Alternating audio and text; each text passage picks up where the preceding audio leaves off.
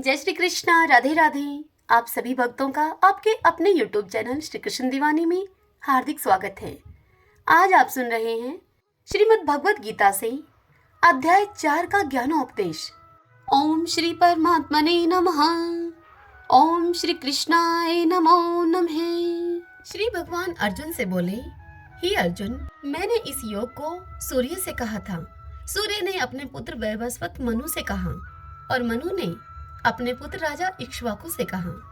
हे परंतप अर्जुन, इस प्रकार परंपरा से प्राप्त इस योग को राजऋषियों ने जाना, किंतु उसके बाद वह योग बहुत काल से इस पृथ्वी लोक में लुप्त प्राय हो गया था।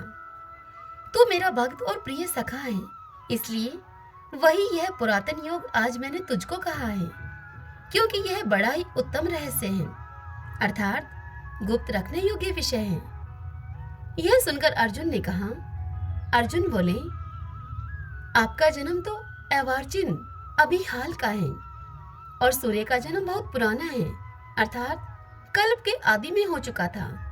तब मैं इस बात को कैसे समझूं कि आप ही ने कल्प के आदि में सूर्य से यह योग कहा था। यह सुनकर श्री भगवान अर्जुन से बोले, हे परंतप अर्जुन, मेरे और तेरे बहुत से जन्म हो चुके हैं, उन सबको तू नहीं जानता, किंतु मैं जानता हूँ। मैं अजन्मा और अविनाशी स्वरूप होते हुए भी तथा समस्त प्राणियों का ईश्वर होते हुए भी अपनी प्रकृति को अधीन करके अपनी योग माया से प्रकट होता हूँ। हे भारत, जब जब धर्म की हानि और अधर्म की वृद्धि होती है, तब तब ही मैं अपने रूप को रचता हूँ, अर्थात साकार रूप से लोगों के सम्मुख प्रकट होता हूँ। साधु पुरुषों का उद्धार करने के लिए, पाप कर्म करने वालों का विनाश करने के लिए और धर्म की अच्छी तरह से स्थापना करने के लिए मैं युग युग में प्रकट हुआ करता हूँ। हे अर्जुन, मेरे जन्म और कर्म दिव्य अर्थात निर्मल और अलौकिक हैं। इस प्रकार जो मनुष्य तत्व से जान लेता है, वह शरीर को त्याग कर फिर जन्म को प्राप्त नहीं होता, किंतु मुझे ही प्राप्त होता है।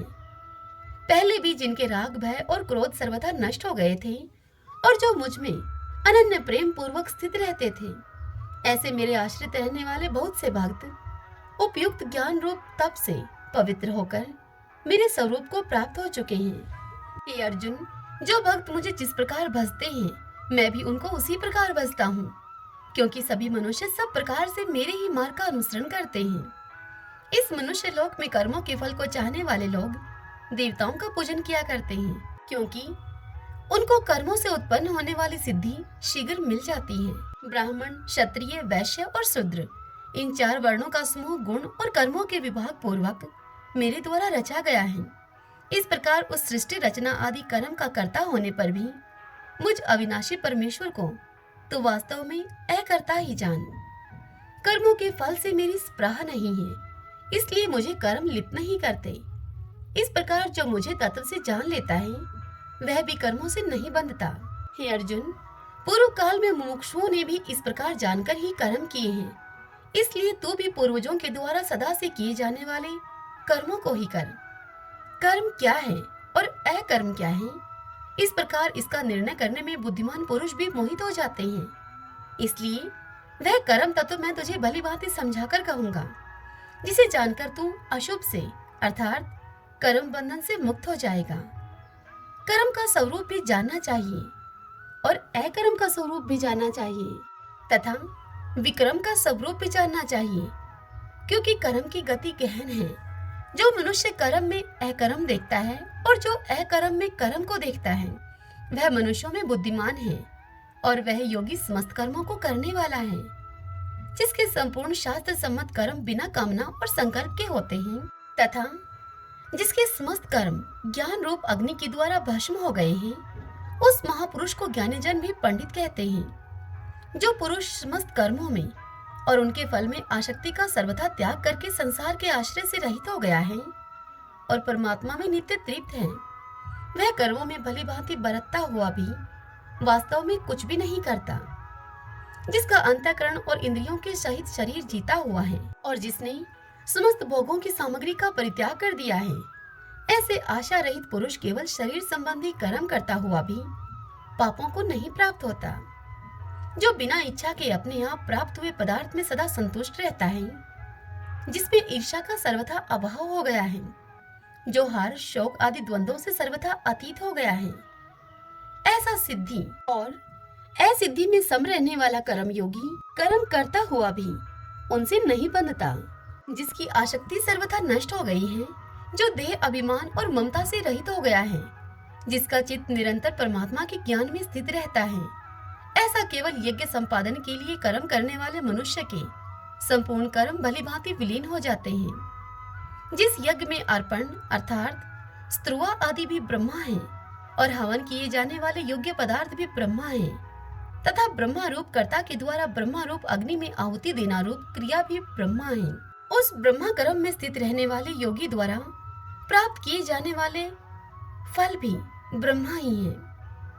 दूसरे योगी जन देवताओं के पूजन रूप यज्ञ का ही भली भांति अनुष्ठान किया करते हैं और अन्य योगी जन पर ब्रह्मा परमात्मा रूप अग्नि में अभेद दर्शन रूप यज्ञ के द्वारा ही आत्म रूप यज्ञ का हवन किया करते हैं।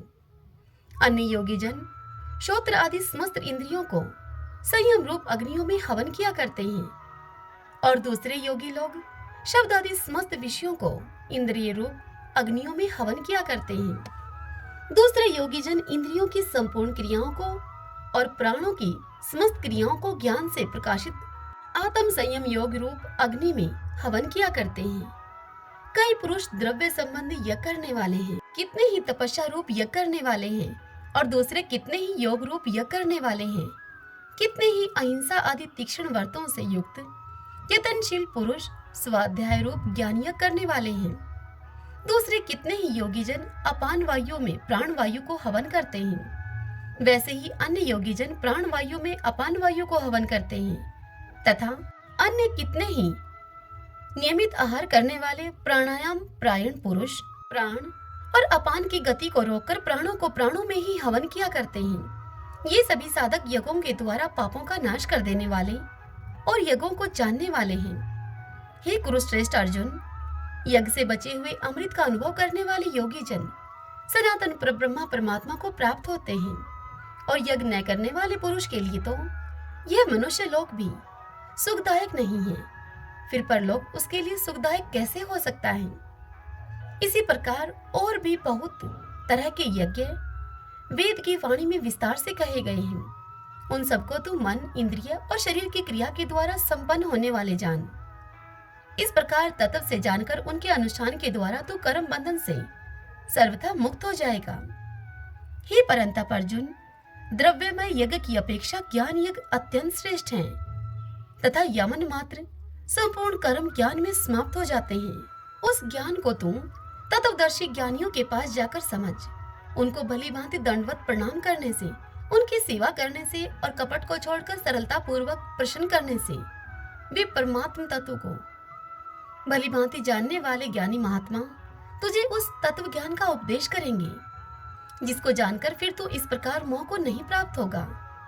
तथा हे अर्जुन, जिस ज्ञान के द्वारा तू संपूर्ण भूतों को निशेष भाव से पहले अपने में और पीछे मुझ सच्चिदानंद घन परमात्मा में देखेगा, यदि तू अन्य सब पापियों से भी अधिक पाप करने वाला है तो भी तू ज्ञान रूप नौका के द्वारा निसंदेह संपूर्ण पाप समुद्र से भली भांति तर जाएगा। क्योंकि हे अर्जुन, जैसे प्रज्वलित अग्नि ईंधनों को भस्ममय कर देती है, वैसे ही ज्ञान रूप अग्नि संपूर्ण कर्मों को भस्ममय कर देता है। इस संसार में ज्ञान के समान पवित्र करने वाला निसंदेह कुछ भी नहीं है। उस ज्ञान को कितने ही काल से कर्मयोग के द्वारा शुद्धांतःकरण हुआ मनुष्य अपने आप ही आत्मा में पा लेता है। जितेंद्रिय साधन परायण और श्रद्धावान मनुष्य ज्ञान को प्राप्त होता है तथा ज्ञान को प्राप्त होकर वह बिना विलंब किए तत्काल ही भगवत प्राप्ति रूप परम शांति को प्राप्त हो जाता है। विवेकहीन और श्रद्धा रहित संशय युक्त मनुष्य परमार्थ से अवश्य भ्रष्ट हो जाता है। ऐसे संशय युक्त मनुष्य के लिए न यह लोक है और न परलोक है और न सुख ही है।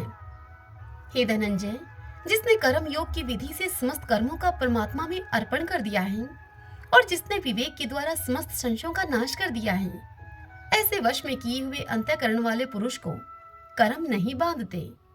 इसलिए हे भरतवंशी अर्जुन, तू हृदय में स्थित इस अज्ञान जनित अपने संशय का विवेक ज्ञान रूप तलवार के द्वारा छेदन करके सुमत्व रूप कर्मयोग में स्थित हो जा और युद्ध के लिए अब खड़ा हो जा। श्रीमन नारायण नारायण हरि हरि, भजमन नारायण नारायण हरि हरि।